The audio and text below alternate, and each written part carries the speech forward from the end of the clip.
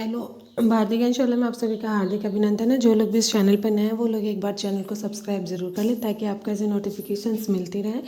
बात करते हैं नियोजित शिक्षकों की, जिनको एक एग्ज़ाम देकर राज्यकर्मी बनना था, बट अब ऐसा होता हुआ नहीं दिख रहा है, क्योंकि पता नहीं सरकार की मंशा क्या है, कुछ कहा नहीं जा सकता। जो काम उन्हें नहीं करने होते हैं उसमें वो अलग अलग नियम लगा देते हैं। ठीक है, जैसे अभी आपके साथ आपने देखा ही होगा बीपीएससी टीआरई 2 के टीचर्स का हुआ कि उन्होंने रिजल्ट में क्या देखा क्या नहीं, पहले लैंग्वेज पेपर की बाध्यता ख़त्म कर दी, उसके बाद से इतनी सारी वैकेंट सीटें बची मल्टीपल रिजल्ट के चलते, फर्जीवाड़े के चलते, और सप्लीमेंट्री रिजल्ट देना मना कर दिया उन लोगों ने। तो बहुत सारे इश्यूज़ हैं। अब यहाँ पे जो सक्षमता एग्ज़ाम था, कुछ जो टीचर हैं उन्होंने बीपीएससी का एग्ज़ाम भी दिया था नियोजित वालों ने, अगर उनका हो गया है तो बहुत अच्छी बात है। बट जो लोग जिन लोगों पे संघ का दबाव था कि वो लोग परीक्षा का बहिष्कार करेंगे या कुछ भी रीज़न रहा हो, मैं ऐसा नहीं करती कि सिर्फ दबाव की वजह से उन्होंने एग्ज़ाम नहीं दिया, बहुत सारे रीज़न रहे होंगे। उनको भी लगता होगा कि उन्होंने पहले ही लॉलीपॉप दे दिया था कि हम नियोजित शिक्षकों को राज्यकर्मी बनाएंगे ही, थोड़ा समय है। तो जिन लोगों ने वो वेट किया उसके लिए ये खबर आई कि वो सक्षमता एग्ज़ाम देंगे और राज्यकर्मी बन जाएंगे। बट जब ये एग्ज़ाम की डेट निकाल दी गई है, रूल्स बता दिए गए हैं, उसके बाद एक लेटर वायरल हो रहा है जो संघ की तरफ से मुख्यमंत्री नीतीश कुमार जी को भेजा गया, और इसमें भी जो बातें कही गई हैं वो कदाचित सही ही है, क्योंकि जो लगातार टीचर्स पहले से पढ़ा रहे हैं उनके पास कंप्यूटर का बिल्कुल भी ज्ञान नहीं है, और इसमें एग्ज़ाम जो है वो ऑनलाइन होगा। भले ही आप प्रैक्टिस के लिए दे रहे हैं तो ज़रूरी नहीं है कि 7:30 से 9:30 बजे का टाइम जो है वो सब लोग जाके अपना प्रैक्टिस कर पाए। ठीक है, तो ये कोई औचित्य नहीं बनता है। दूसरा, इन्होंने कहा है कि नियमावली में ऐसा कुछ है ही नहीं। देखिए यहाँ पे दिया विशेष शिक्षक नियमावली 2023 में परीक्षा में शामिल होने वाले शिक्षकों के लिए कठिन से कठिन शर्त लाद दी गई है। हाँ, एक ये भी है कि 3 जो जिले हैं वो आपका जो आपको सेलेक्ट करने हैं वो करने ही करने हैं, और उसमें कितनी रिक्तियाँ हैं वो आपको बताई नहीं जा रही है। तो मान लीजिए आपका ज़िला अररिया ही है, आपका ज़िला अररिया है और आपने अररिया जो है वो सेलेक्ट कर लिया, और अररिया में मात्र 2 ही सीट है और उसमें आपका नहीं हो पाया, तो उसका मतलब कि आपका यदा कदा कहीं भी ट्रांसफ़र किया जा सकता है। ठीक है, तो और जो बीपीएससी का एग्ज़ाम है आपने रिटर्न कराया, ऑफलाइन कराया, तो ऑनलाइन पेपर का कोई औचित्य नहीं बनता है ना। तो इसकी वजह से शिक्षकों को तो सम्मान करना विभाग ने प्राय समाप्ति कर दिया है। आपसे व्यक्तिगत और कई बार पत्रों के माध्यम से आपका ध्यान आकृष्ट किया गया, लेकिन अभी तक कोई कार्यवाही नहीं हुई है।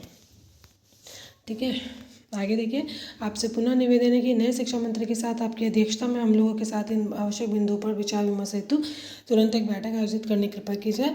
पूरे राज्य के 4 लाख प्राथमिक माध्यमिक उच्च माध्यमिक शिक्षकों एवं पुस्तकालय अध्यक्षकों में काफ़ी आक्रोश है, इससे पठन पाठन भी प्रभावित होगा। यदि शीघ्र समाधान नहीं हुआ तो शिक्षकों की बांझ आश्वासन देकर अधिक दिनों तक धैर्य धारण नहीं कराया जा सकता है। हमने आपकी घोषणाओं के सम्मान में अभी तक संघर्ष की घोषणा नहीं की है, इसे हमारी कमजोरी ना समझे।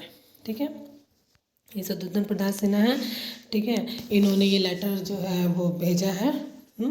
और अब देखिए, असल मुद्दा यही है कि आप जो हैं वो एग्ज़ाम लें भी तो ऑफलाइन लें, अगर ऑनलाइन लेंगे तो भी दिक्कत है इन लोगों को। ठीक है, और दूसरे में तो एग्ज़ाम में पहले से ही लोग एग्ज़ाम का बहिष्कार कर रहे थे कि हमको एग्ज़ाम नहीं देना है, इनको ऐसे राज्यकर्मी का दर्जा दिया जाए। और जो जिले वाली बात है, मेन पॉइंट इसका ये है कि ऑफलाइन एग्ज़ाम, अगर एग्ज़ाम लेना है तो ऑफलाइन एग्ज़ाम लिया जाए। और दूसरा, जो जिलों का जो 3 जिलों का सिलेक्शन है उसमें बताई जाए कि कहाँ कहाँ पे कितनी कितनी रिक्तियाँ हैं। ठीक है, तो उस हिसाब से वो लोग अपना ज़िला या अपने आसपास के ज़िले को सेलेक्ट करेंगे, क्योंकि मान लीजिए हर घर में 10 लोग नहीं है, कोई अकेला घर का है, वो पहले से इतने दिन बाहर है, माँ बाप बूढ़े हैं, बच्चे हैं, मतलब बहुत सारी परेशानियाँ लोगों को जिनका दूर दूर ट्रांसफ़र हो रहा है, तो उसको देखते हुए इन लोगों ने ये सारी बातें कही हैं। आगे देखा जाता है कि क्या नीतीश कुमार जी क्या संज्ञान लेते हैं। नए शिक्षा मंत्री जी जब से आए हैं तब से पहले कुछ खबरें तो ये मिली गई है कि सप्लीमेंट्री रिजल्ट नहीं होगा। अब देखते हैं नियोजित शिक्षकों की बारी है, क्या होता है क्या नहीं होता है। बट हम तब भी ये कामना कर रहे थे कि अभी भी हम ये कामना कर रहे हैं, कैंपेन भी होने वाला है कि सप्लीमेंट्री रिजल्ट दिया जाए, कम से कम उन लोगों का जिनका डेट ऑफ बर्थ के लिए और कट ऑफ मार्क पे जो बच्चे रुके हैं, कम से कम उनका तो सिलेक्शन होना चाहिए, उनका कोई गलती नहीं है ना। और गलती तो खैर किसी की भी नहीं है, सप्लीमेंट्री रिजल्ट जितनी वैकेंसी थी उन पे आना ही चाहिए, बट ऐसा हो नहीं रहा है। और अब तो लगभग स्कूल आवंटन का काम भी लगभग चालू है और जल्दी कंप्लीट भी हो जाएगा, सेशंस भी चालू हो जाएंगे। तो जितना जल्दी से जल्दी हो सके हो जाए। और वैसे भी जनवरी खत्म हो रही है, फरवरी में ऑनलाइन फॉर्म भरने के इन्होंने आदेश दे दिए नियोजित शिक्षक के, और ये बीच में लटका दिया है। पता ही नहीं चलता कि सरकार की मंशा क्या है। तो आप लोग एकजुट रहिए और जो भी आपके नेता हैं, जो भी आपके लिए संघर्ष कर रहे हैं, उनके साथ संघर्षरत रहिए। हो सकता है कि नियमावली में बदलाव किया जाए और आपका ऑफलाइन पेपर लिया जाए, या पेपर के साथ और जिलों के बारे में आपको बताया जाए। मिलते हैं किसी नेक्स्ट। और हाँ, एक खबर और है कि हर ज़िले से जितने भी नियोजित शिक्षक हैं, निकाय वाले, ज़िले वाले जो भी हैं, उन सब का ब्यौरा सरकार मांग रही है और सबकी डिटेल वहाँ पे प्रोवाइड कराई जा रही है। ये भी अररिया से रिपोर्ट आई है, ये इसका लेटर भी मैं आपको प्रोवाइड करा दूँगी।